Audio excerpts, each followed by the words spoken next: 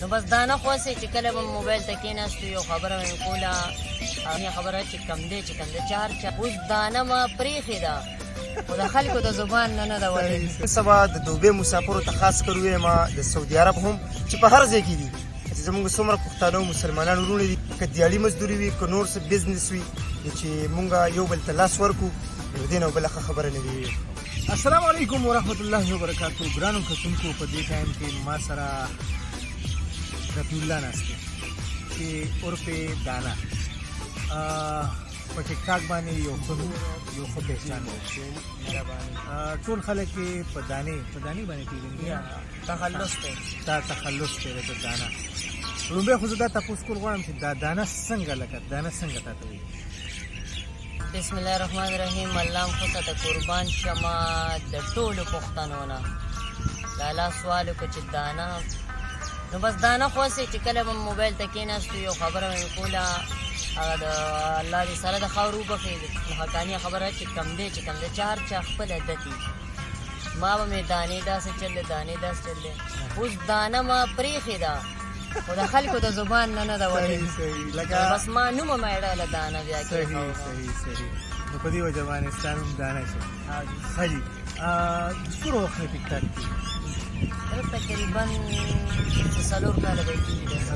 د کوم کلي سره تعلق ساتو؟ د مردان سره تعلق ساتو او مسافرۍ کې تقریبا 4 کاله وشوه. ماشاءالله.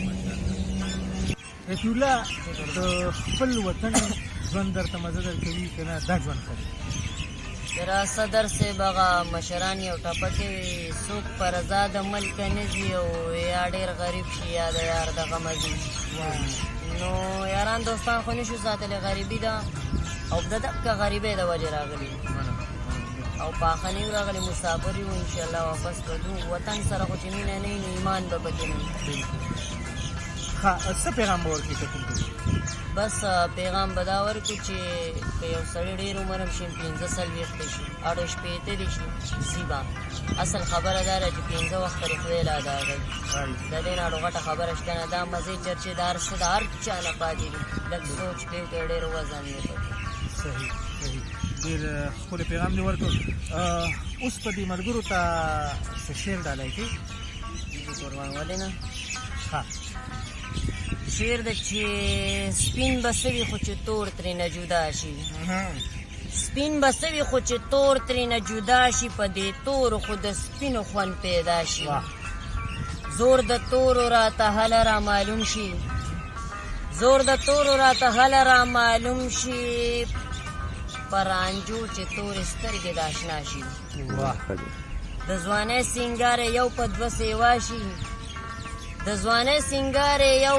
سیوا شي سپینې زلیله چې تور خالونه راشي سپوږمۍ سپینه ورځ کې رڼا نکړي توره شپه چې خوره شي نو رڼا شي. بخښنه غواړم لږه غلطي به پکې شوي انسان دی. قربان ډېره مننه. ښاد اوسئ آباد اوسئ خوشحاله اوسئ پورې ګلزار اوسئ. ملګرو ما سره یو ځل بیا شهاب ملنګ ناست دی. شهاب ملنګ د تعارفه محتاجه نه دی. په ټیک ټاک کې یو ښه نوم لري. د سره به موږ یو څو خبرې کوو. السلام علیکم. وعلیکم السلام ورحمت الله. الحمدلله خیریت ښه دی. ستاسو اختر مو مبارک شي. الله دې وبخښه. ستاسو د مبارکي ډېره مننه. ملګرو ته مبارکي ورکړئ. تاسو ته هم ډېر مبارک شه. صدر صاحب رایت کالنګ کې د مبارکۍ چې کله ډېرې شي نو خلک وایي چې مړه دوی بل څه کار نشته وي. شهاب ملنګه اختر دې څنګه تېر شو؟ الحمدلله ښه په موج مستۍ کوم په دې توګه چې په صحت باندې روغ ماشاءالله. چکرې به مو لګولې او ستاسو خواله چې راغلو نور یې هم مزه پیدا کړه. ډېره مننه. خوشحاله اوسئ. شهاب ملنګه زمونږ د وطنوالو ته مسافرو ملګرو ته څه پیغام ورکول غواړي؟ صدر صاحب تاسو د پیغام خبرو کړه. پیغام ورکول او ښایسته خبرې ستاسو غوندې د مشرانو معززو خلکو سره خوند هم کوي او خبره ځای هم نیسي. خو زه به نن سبا د دوبۍ مسافرو ته خاص کر ویما د سعودي عرب هم چې په هر ځای کې دي چې زموږ څومره پښتانه او مسلمانان وروڼه دي نو کوشش داسې پکار دي نن سبا حالات لږ کمزوري دي چې یو بل سره مرسته کوو د کار په نسبت باندې مطلب که دیاړي مزدوري وي که نور څه بزنس وي نو چې مونږ یو بل ته لاس ورکړو نو دې نه بله ښه خبره نه وي. مننه، ډېره مننه، خوشحاله اوسئ. زه وایم چې په دې وخت کې خامخا کتونکو ته یو شعر پکار دی. وایي دا ښکلي ښکلي خلک او بدرنګ بدرنګ نیتونه، دا ښکلي ښکلي خلک او بدرنګ بدرنګ نیتونه د دوی د دې ذهنونه یېرېدلی یم صاحبه. او والله جړه خو څه کې چاته سر هم ښکته نه وړم، والله جړه خو څه کې چاته سر هم ښکته نه وړم، خو زړه دې نه یو چاته جړېدلی یم صاحبه. او منم چې دلته مینه کول لویه ګناه ده صدر صاحب، منم چې دلته مینه کول لویه ګناه ده او په دې ګناه تر اوسه کړېدلی یم صاحبه.